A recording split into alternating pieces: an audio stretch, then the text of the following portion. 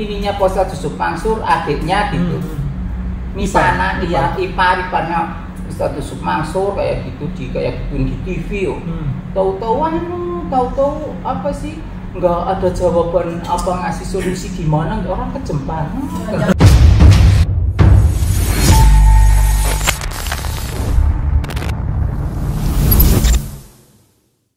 Bismillahirrahmanirrahim. Assalamualaikum warahmatullahi wabarakatuh. Kembali bersama saya Al-Walid. Oke saudaraku, sahabatku, subscriber Cahaya Islam. Dalam video kali ini saya akan menampilkan wawancara Pak Darso Arif dengan Pak Soleh Suritno ya. Jadi sekilas saja beliau ini adalah pengusaha atau pedagang burung walet yang sempat dibahas oleh Bang Firdaus, yang kemudian direspon oleh Pak Darso Arif karena dalam video Bang Firdaus tersebut dia sempat menyinggung Pak Darso Arif. Jadi Pak Soleh ini adalah orang yang sempat disekap oleh ipar Yusuf Mansur, dan kali ini Pak Darso mengejar beliau untuk kemudian ngobrol-ngobrol dengan beliau terkait sarang burung walet tersebut. Jadi di sini tidak simpang siur teman-teman. Memang selama ini video yang kita tayangkan baik Pak Darso Arif maupun di sini yang saya kemudian merepost atau mereaction adalah kita berusaha bagaimana agar apa yang kami tampilkan itu tidak hanya sekedar narasi, namun kita sajikan bukti gitu, bukti fakta kebenaran. Jadi kalau ada yang mengatakan bahwa kenapa Yusuf Mansur sampai sekarang tidak tertangkap, sampai sekarang belum di penjara dan dia ya baik-baik saja gitu, teman-teman jangan salah menilai gitu. Kalau memang Yusuf Mansur tidak bersalah dalam kasus investasi yang banyak berseliweran di media sosial, kenapa dia kemudian mengembalikan hak-hak uang-uang atau duit-duit harta dari para investor? Kenapa ada yang dikembalikan gitu? Kalau memang dia tidak salah di sini gitu. Hanya kan memang kasus perdata itu beda teman-teman, beda dengan kasus pidana gitu. Tidak mudah dan terkesan panjang. Apalagi di sini para investor dari TKW ini sudah beberapa orang itu banyak yang kemudian bukti-bukti transfer dan segala macam itu ya namanya sudah bertahun-tahun ya. Ada beberapa yang kemudian kecer atau bagaimana lah. Intinya tidak mudah melihat kasus investasi ini gitu. Tergantung dari beliau Yusuf Mansurnya apakah mau bertanggung jawab atau tidak gitu. Kalau tidak ya ada banyak celah untuk kemudian bisa lolos dari situ gitu.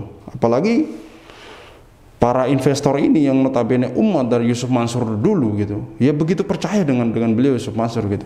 Oke, kita langsung saja melihat video tayangan ini. Sekali lagi saya katakan bahwa Pak Soleh ini adalah orang yang pernah disekap oleh ipar Yusuf Mansur. Waktu awal itu Pak Soleh mereknya apa sarang waletnya Pak Soleh? Waktu itu mereknya apa sih ya? Aku dibilangin sama temen, katanya waktu itu apa sih saya tak tanya lupa. Diganti jadi YM Wallet itu ceritanya gimana Pak? Oh, itu saya musyawarah sama Ustadz Yusuf Mansur. Ya. Saya kan dimintain tolong sama Haji Mustafa itu. Haji Mustafa itu saya disuruh cari beras yang nggak bagus di Cipinang. Saya sekali ngirim 2 truk ke Cipinang. 2 truk buat ini. Lah saya itu setelah jalan beras saya nganter ke beliau, akhirnya ke iya. Antara sarang walet? Enggak sarang walet tuh. Sarang walet itu sesudah itu beras. Iya. Oh, jadi antar beras ke Yusuf Mansur. Jadi pertama ngasih gitu. Saya kan orangnya gini, kepinginnya insya Allah barokah gitu ya. Banyak sotakonya. Akhirnya saya setiap nganter bawa beras 1 karung, 1 karung setengah kintal loh. Iya. Kasih atau dibeli? Kasih sama beliau. Terus beliau itu ngaku saya ibarat kata ya orang tua karena saya SD kelas 3, anaknya orang nggak punya kok bisa punya pemikiran sampai begitu. Katanya beliau saya banyak yang nolong, kata iya. Jadi Pak Soleh datang bawa beras. Ya itu yang terjadi, saya bawa beras ke situ. Tahu-tahu sering rumah. Iya. Nah pas kayak gitu akhirnya dia ngaku orang tua, ngaku saudara. Itu lah pas Ustadz Yusuf Mansur kan beliau juga waktu itu capek ya. Terus aku kasih sup walet, kasih kapsulnya. Terus anaknya yang Kaisa itu yang terakhir kan usia berapa tahun, itu hafal Quran, yaitu kita suaranya bagus, cerdas, itu pakai sarang walet itu. Sarang waletnya Pak Soleh? Iya, akhirnya aku musyawarah. Bapak itu mau, aku usahanya mau dibikinin brand, kata saya gitu. Kata aku. Udah nanti yang ngasih nama Ustadz aja, katanya gitu. Lah itu aku waktu itu ada yang sudah belum masuk ke BB POM, kan beliau itu mau dikasih namanya apa gitu kan itu neken itu. Akhirnya aku bilang, Bapak itu yang dari pos BB POM sudah datang ngomong ke saya, katanya mau dibikinin mereknya apa, katanya. Tanya ke Yusuf Mansur. Udah nanti 2 hari lagi gitu, saya tak apa itu istikharah dulu kayak gitu. Akhirnya beliau bilang udah ya M aja gitu. Setelah sudah 2 hari itu akhirnya namanya ya M Walet itu, Yusuf Mansur Walet itu. Iya, M Walet itu Yusuf Mansur Walet itu yang ngasih beliau itu.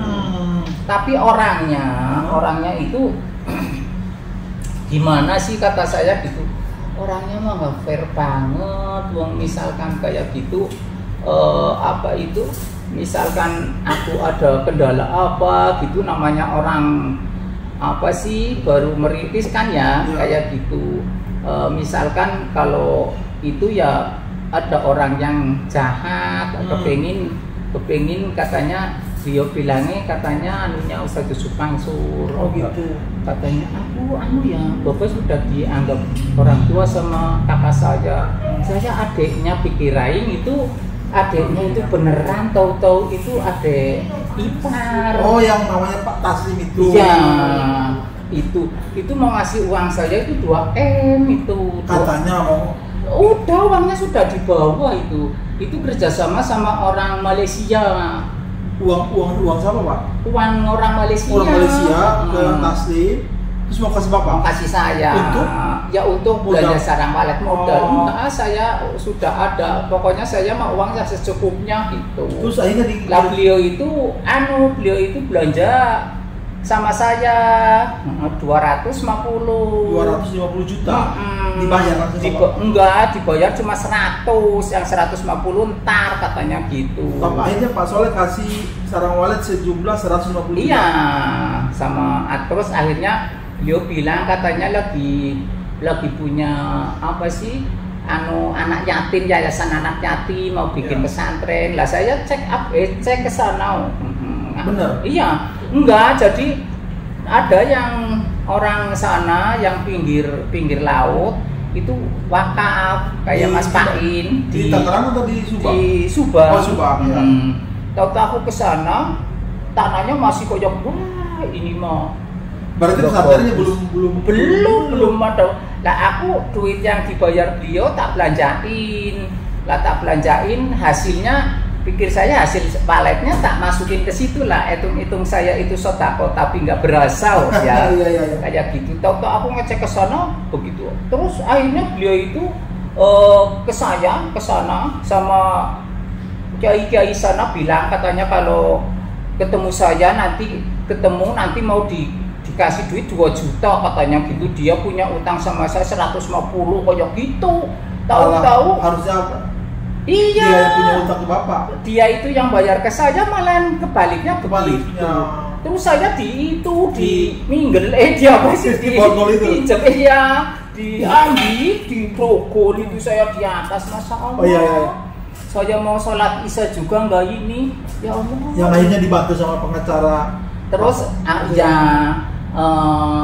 namanya papir. Nah, di sini ada 2 hal yang saya garis bawahi ya, bahwa dari penamaan dari usaha. Jadi di sini ceritanya Pak Soleh ini mau memberi nama usahanya gitu ya, dan kemudian Yusuf Mansur sholat istikharah dulu, dan akhirnya keluar nama di situ YM Walet, Yusuf Mansur Walet, hasil dari sholat istikharah dari Yusuf Mansur ini gitu. Oke.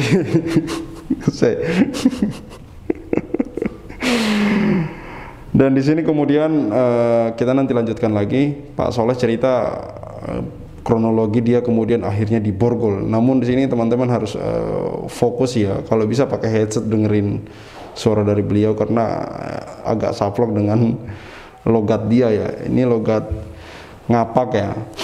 Tegal ini. Oke, kita lanjut teman-teman. Terus ya, yang pengacaranya Edi Sugigi juga. Iya.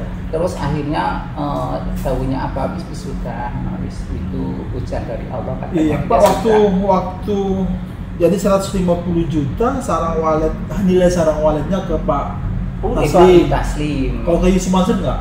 Pak Yusuf Mansur belanja itu bayar, pokoknya beliau itu tak kasih misalkan kayaknya sampai 70 ya beliau beliau transfer bayar ya. Kalau Yusuf Mansur bayar ya.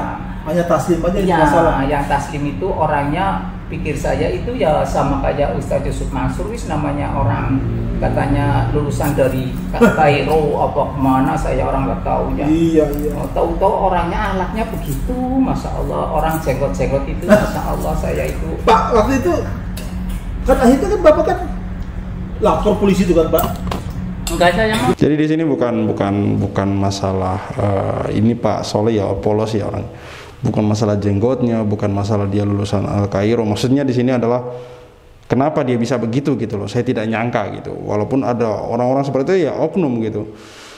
Banyak orang-orang yang sekolah di luar negeri sana, apalagi di Timur Tengah yang menimba ilmu agama dan kemudian menjalankan sunnah Rasul itu bagus gitu. Hanya beberapa saja yang kemudian hanya tampilan fisiknya saja yang seperti itu, namun tidak dengan sifatnya. Di sini Pak Soleh saya ceritakan bahwa dia mau bisnis dengan orang yang menyekap dia, ipar dari Yusuf Mansur ini, dan dia melakukan perjanjian untuk dibayar 250 juta, namun baru dibayar 100 juta, dan entah kenapa kemudian tiba-tiba dilakukan penyekapan oleh adik ipar dari Yusuf Mansur tersebut. Dan Pak Soleh ini bekerja sama dengan adik ipar Yusuf Mansur ini karena menyangka bahwa dia adalah adik dari Yusuf Mansur, bukan adik ipar gitu. Oke, kita lanjutkan teman-teman. Pak Firdaus. Iya, Pak Firdaus itu, yang Pak Firdaus itu sampai maksa-maksa kayak gini. Saya punya teman Sandi Tumewa, itu Sandi Tumewa kalau itu Ustaz Jibri Hall, aku diajak sama MPP gitu. Salah. Lah pas kayak gitu kata yang namanya itu bilangnya begini, Mas di mana sih Mas, di mana gitu, kata Sandi Tumewa. Saya di sini, Sherlock lah, saya nggak ngerti Sherlock apa ya. Tapi saya namanya nggak ngerti. Akhirnya saya juga itu tahu kasus itu. Pak, sampai sekarang uang yang 150 juta dibayar belum? Masih enggak, dia itu nyewa pengacara sampai 8 tuh dari Medan, tapi enggak bisa. Jadi yang aku dibilangin kan Taslimnya gini, Bapak kan sudah jadi orang tuanya kakak saya, itu dibebasin aja. Terus aku diumis-umisin itu sama Pak Firdaus, jangan buat pengajaran kayak gitu, Bapak. Tapi Pak Soleh nggak ngadu ke Yusuf Mansur itu, masa itu ada yang aku bilang terus, itu orangnya nggak peduli. Yusuf Mansur nggak peduli. Cuman bilang gini, Bapak kenapa sama Taslim sih? Lah, wong saya dari rumahnya situ tahu-tahu di sekadar di depan. Lah saya nggak tahu kan. Pak Soleh masih berharap nggak uangnya itu kembali? Enggak, aku sudah ikhlas apa. Udah ikhlas ya Pak? Udah didawin apa sih? Iya. Ya, kalau Pak Soleh. Garis bawahi bahwa Yusuf Mansur tidak peduli. Bagaimana teman? Sudah kenal, orang yang sudah kenal saja dia tidak peduli gitu. Ini sebenarnya Yusuf Mansur ini karakternya seperti apa gitu loh. Saya khawatir orang-orang ini, orang seperti Yusuf Mansur ini beda sifatnya antara dia di depan kamera dan dia di belakang kamera gitu. Kenapa ada orang disekap dan dia kenal dan dia tidak peduli gitu loh. Ini pernyataan dari Bapak Soleh sendiri ya teman-teman.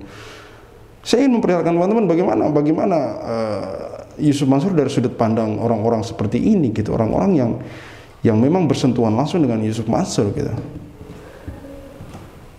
Nasihatin sama Habib Lutfi supaya ikhlasin aja. Apalagi nggak ada perjanjian ya Pak? Iya, nggak ada. Pak Soleh masih berhubungan dengan Yusuf Mansur Pak? Sekarang enggak. Waktu itu kan rajin ke sana. Iya, rajin ke sana ya paling setengah bulan apa-apa ke sana gitu. Sama istrinya juga itu. Bunda Memunnya istrinya itu ya baik sih, wong aku sering ke rumahnya di sana. Tapi sekarang enggak lagi. Enggak, saya ya kesel loh. Ya gitu. Minum dulu Pak, minum dulu. Iya. Hitung-hitung udah berapa lama Pak nggak di Sumatera lagi? Ya kurang lebih 1 tahunan ada ya. Sebelum corona sih 2 tahun. Berarti Pak Soleh masih ke sana ya? Gitu ya?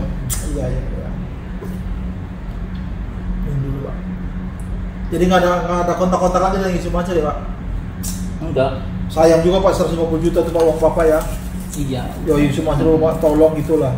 Ya iyalah, kata saya orang kayak gitu. Wong aku lagi disekap Bapak. Ya. Terus aku kan aku WA-nya pakai kaki, nggak kayak ginian kan dipukul kayak gini sampai ininya sakit sampai sekarang.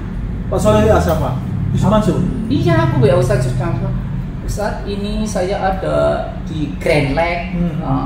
Aku disekap sama itu Taslim. Iya, tahu-tahu itu yang Pak Firdaus gini. Bapak saya sama-sama muridnya Pak Lutfi, aku nggak bakalan minta bayar katanya gitu sampai nyewot begitu. Enggak kok, Pak Soleh WA Yusuf Mansur dijawab?